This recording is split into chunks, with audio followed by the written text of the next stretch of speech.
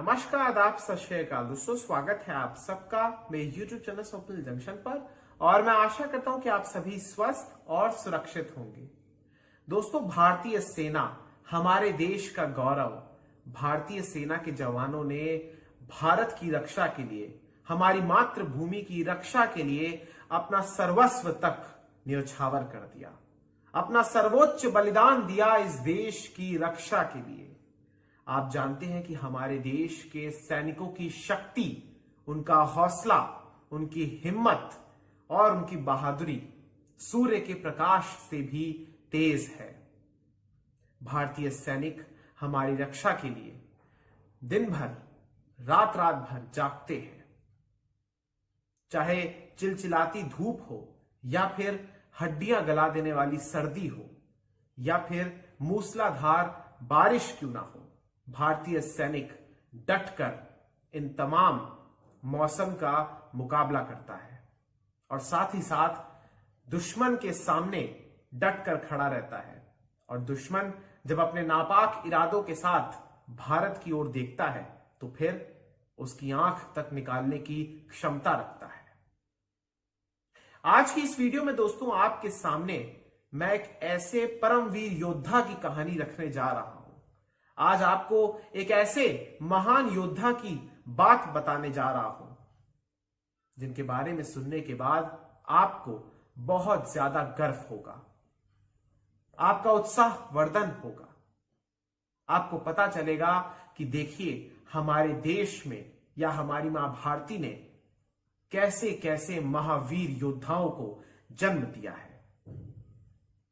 और अगर मैं एक पंक्ति में, सिर्फ एक पंक्ति में आज के इन महायोद्धा का परिचय दूं, वो परिचय इस प्रकार से होगा कि ये भारत के पहले सैनिक थे, भारत के पहले योद्धा थे जिन्हें परमवीर चक्र से सम्मानित किया गया था।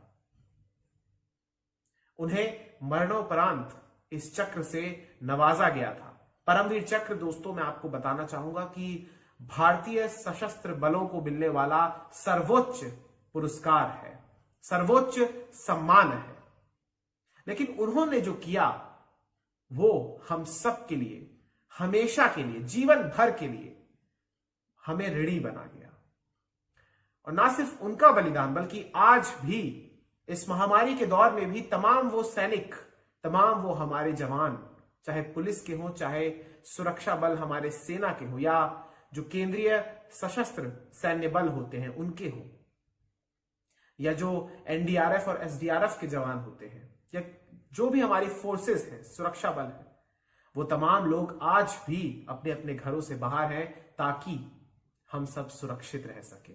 चाहे हमारा शहर हो, हमारे गांव हो या हमारी सरहदें हो।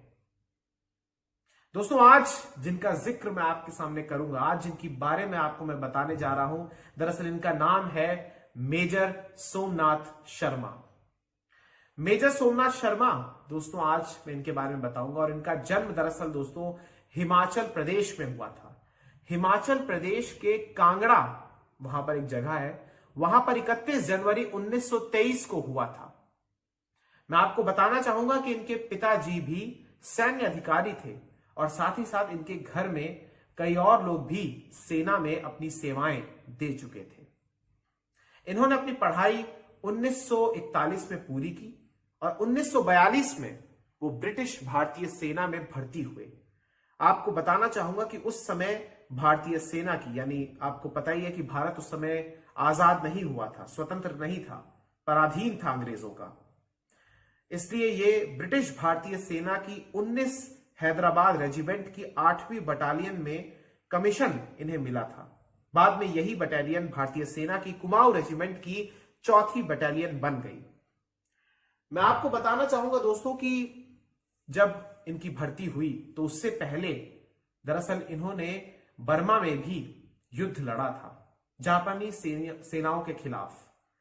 उस समय आपको पता है दोस्तों कि द्वितीय विश्व युद्ध चल रहा था।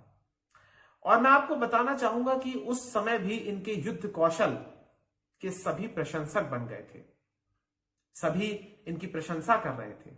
इन्होंने एक बेहतरीन योद्धा की तरह वहां पर युद्ध लड़ा था। लेकिन जब भारत स्वतंत्र हुआ और 1947 में जिस समय पाकिस्तान की ओर से पहली बार जम्मू कश्मीर पर आक्रमण किया गया, पहली बार जम्मू कश्मीर की ओर उसने अपने नापाक मंसूबे दिखाना शुरू किया, तभी से इनकी शौर्य गाथा शुरू हो गई। आपको बताना चाहूंगा दोस्तों कि 22 अक्टूबर 1947 को दरअसल पाकिस्तान की ओर से पहली बार जम्मू कश्मीर पर आक्रमण किया गया, यानी भारत पर आक्रमण किया गया। और आपको यह भली भांति पता है कि पाकिस्तान की ओर से दरअसल जो सैनिक आए थे उनके, वो घुसपैठिए के भेष में आए थे। कुछ वहां के जो वहां पर कबीले में लोग रहते हैं उनके गेटअप में आए थे, उनकी वेशभूषा में आए थे, उनके भेष में आए थे। उस धूर्त पाकिस्तान ने ये षड्यंत्र चला था और जब उसने आक्रमण किया तो उसके बाद भारत की ओर से भी उसे मुंहतोड़ उत्तर देने के लिए भारतीय सेना की विभिन्न टुकड़ियों को तैयार किया गया और कश्मीर की तरफ एयरलिफ्ट किया गया।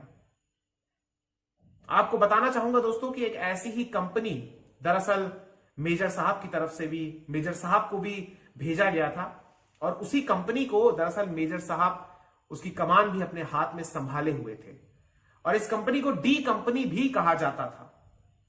और आपको बताना चाहूंगा दोस्तों कि जब ये घोषणा हुई कि एक टुकड़ी तैयार की जाएगी और उसे दरअसल कश्मीर भेजा जाएगा, तो फिर उससे कुछ दिन पहले ही दरअसल मेजर साहब के बाएं हाथ में चोट लग गई थी, फ्रैक्चर था उनका हाथ, क्योंकि कुछ समय पहले वो हॉकी खेल रहे थे और हॉकी खेलते हुए उनके हाथों में चोट लग गई, इस हाथ में, बाएं हाथ में। तो फिर उन्होंने को जब ये पता चला कि एक टुकड़ी तैयार हो रही है, उसको भेजा जा रहा है, तो इन्होंने स्वयं बोला कि मैं भी जाऊंगा। देखिए, इनकी हाथ टूटा हुआ था, फ्रैक्चर था, लेकिन फिर भी इन्होंने ये निर्णय लिया कि स्वयं से पहले मातृभूमि है और मातृभूमि की रक्षा के लिए सब कुछ लुटा दूंगा और दुश्मनों के दांत खट्टे कर दूंगा, छक्के छुड़ा दूंगा। लिहाजा इनकी टुकड़ी पहुंचती है और एक प्रकार से कई दिन वहां पर रहती है। लेकिन जब 3 तारीख आती है, 3 नवंबर 1947, तो उस दौरान क्या होता है दोस्तों कि दरअसल 3 टुकड़ियां बड़गाम में होती हैं और 2 टुकड़ियों को आदेश हुआ होता है कि आप 2 बजे तक वहां से चले जाइएगा, क्योंकि शत्रु पक्ष की ओर से जो घुसपैठिए आए थे वहां से कोई ज्यादा एक प्रकार से उस समय आक्रमण नहीं हो रहा था। भारतीय सेना की विभिन्न टुकड़ियों ने उन्हें खदेड़ दिया था, लेकिन अचानक से आप जानते हैं कि किस प्रकार से ये शत्रुओं की, पाकिस्तान की ये चरित्र रहा है कि हमेशा उसने पीठ पीछे रहकर पीठ पर वार किया है। लिहाजा उस दिन भी यही हुआ। इनकी कंपनी को ये ऑर्डर्स थे कि 3 बजे आप वहां से चले जाइएगा, लेकिन उससे पहले ही वहां पर करीब 700 घुसपैठियों ने, जिसमें पाकिस्तान के सैनिक भी मौजूद थे, उन्होंने अचानक से घेर लिया, 3 तरफ से इनकी टुकड़ी को घेर लिया। और इनकी सेना, अगर मैं बताऊं दोस्तों, तो जो उस समय मेजर साहब के नेतृत्व में जो सैनिक वहां पर थे, उनकी संख्या बहुत कम थी, उन घुसपैठियों की संख्या में बहुत कम थी। मैं कई जगह पढ़ रहा था तो उसमें लिखा था कि 1:7 का अनुपात था, यानी अगर हमारे पास 1 सैनिक है तो उनके पास उसके मुकाबले 7 है, यानी उनके 7 सैनिकों के मुकाबले में हमारे पास महज 1 सैनिक थे। फिर भी आपको मैं बताना चाहूंगा कि मेजर सोमनाथ शर्मा जी की पूरी टुकड़ी ने, इस पूरी कंपनी ने जिस प्रकार से मुकाबला किया, उसके बाद जो घुसपैठिए थे उन्होंने अपने कदम पीछे लिए, उनकी तीव्र गति पर अवरुद्ध लगाया। 200 घुसपैठिए इन्होंने मार गिराए, जबकि इनकी संख्या बहुत कम थी। यानी यह बात स्पष्ट हो गई है कि जब भारतीय सैनिक बंदूक उठाता है मां भारती की रक्षा के लिए, तो फिर कभी भी शत्रुओं की संख्या मैटर नहीं करती। मैटर करता है तो सिर्फ देश प्रेम, मैटर करता है तो सिर्फ समर्पण, मैटर करता है तो सिर्फ वो जज्बा, वो शौर्य, वो पराक्रम जो हमारे सैनिकों में कूट कूट कर भरा हुआ है।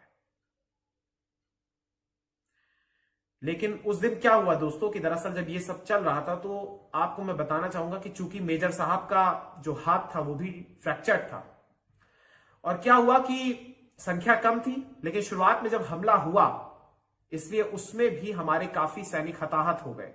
लेकिन जब हमारे सैनिकों ने पोजीशन ली तो उस दौरान यह हुआ कि मेजर साहब स्वयं ही जो लाइट मशीनरी गन्स जिससे फायर कर रहे थे हमारे सैनिक, उनकी गनों में, उनकी मैगजीन में गोलियां भरने लगे। लेकिन दुर्भाग्य से यह हुआ दोस्तों कि एक मोर्टार, एक गोला वहां पर आया शत्रु पक्ष की ओर से, वो उनके बिल्कुल नजदीक गिरा जिस समय वो गोलियां भर रहे थे हमारे अपने ही सैनिकों की बंदूक में।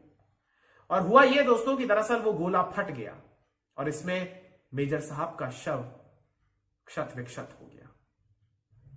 मेजर साहब के जो शव था दोस्तों, दरअसल उसकी हालत इस प्रकार से थी कि जब उनकी पहचान करने के लिए हमारी टुकड़ियां गईं, उनकी शिनाख्त करने के लिए, उनके पार्थिव शरीर को वापस लाने के लिए, तो वहां पर उनकी पहचान इस प्रकार से की गई क्योंकि वो अपनी जेब में हमेशा श्रीमद् भागवत गीता रखते थे। उस बात से उनकी पहचान हुई कि अगर इस पार्थिव शरीर के पास श्रीमद् भागवत गीता मिली है, इसका मतलब ये शव, ये पार्थिव शरीर मेजर साहब का है, मेजर सोमनाथ शर्मा जी का है। और अंततः 3 नवंबर 1947 को महज 24 वर्ष की आयु में, सिर्फ 24 साल की आयु में मेजर साहब ने अपना सर्वोच्च बलिदान दिया।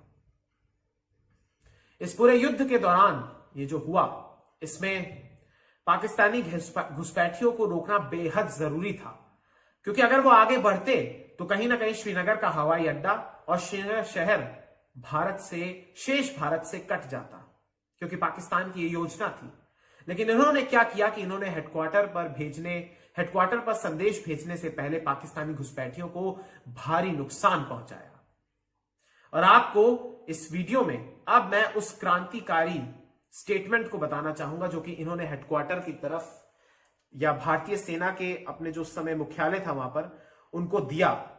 और ये बेहद जरूरी है दोस्तों आपके लिए जानना, क्योंकि इन्होंने जो बात कही वो ये कही कि शत्रु हमसे केवल 50 गज की दूरी पर है, हम भारी संख्या में नहीं हैं, लेकिन हम विनाशकारी आग में हैं। मैं आपको बताना चाहूंगा कि मैं 1 इंच भी पीछे नहीं हटूंगा और मैं हमारे आखिरी आदमी तक देश की रक्षा करने के लिए अपना सब कुछ दांव पर लगा दूंगा। यह उन्होंने कहा था जब उन्होंने अपने हेडक्वार्टर में संदेश भेजा, बाद में वहां से मदद आई। ये थे दोस्तों हमारे देश के ऐसे एक वीर जाबाज योद्धा जिनके जीवन से हमें प्रेरणा मिलती है।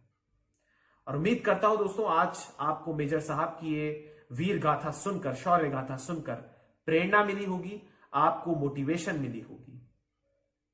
मिलते हैं अगले हफ्ते एक और ऐसी ही एक जाबाज कहानी के साथ। बहुत बहुत शुक्रिया, बहुत बहुत धन्यवाद। जय हिंद, जय भारत, वंदे मातरम, इंकलाब जिंदाबाद, सत्यमेव जयते। नमस्कार, जय हिंद।